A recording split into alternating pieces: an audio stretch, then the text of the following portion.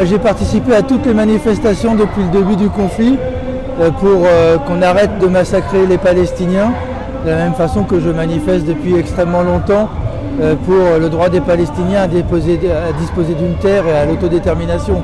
Et il faut que notre gouvernement prenne le courage, il commence à bouger un peu pour demander l'arrêt, le cessez-le-feu pour qu'on puisse s'engager sur la paix et trouver une solution. Moi, j'ai honte des positions du gouvernement français. Et je suis juif, pacifiste, français et pour la justice entre les peuples, on va dire. Concernant Macron, je veux prendre comme un signal positif qu'enfin il est appelé au cessez-le-feu. Ça ne gomme pas sa responsabilité à lui et l'ensemble des pays occidentaux qui ont laissé Netanyahou partir dans cette démarche.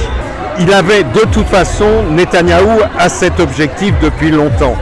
Grosso modo, il veut nettoyer Gaza de ses habitants, c'est ce qu'il dit, et les envoyer en Égypte. On le sait depuis des années. Simplement, la lâcheté des pays occidentaux laisse faire ce fasciste. Oui, Macron il a apporté son soutien très rapidement à l'État d'Israël, en expliquant que l'État d'Israël se défendait, parce que derrière Israël, évidemment, il y a l'impérialisme. Il y a l'impérialisme américain, il y a l'impérialisme anglais et français. Le peuple palestinien, eh bien, pour se sauver, il peut compter que sur lui-même. Sur lui-même et évidemment sur l'opinion publique qui existe au niveau international, où évidemment nous sommes des millions à être extrêmement choqués et en colère de ce que fait l'armée israélienne face au peuple palestinien. La position de Macron, malheureusement, que ce soit dans le positif ou dans le négatif, je ne suis pas certain que ça a un grand impact sur ce qui se passe là-bas.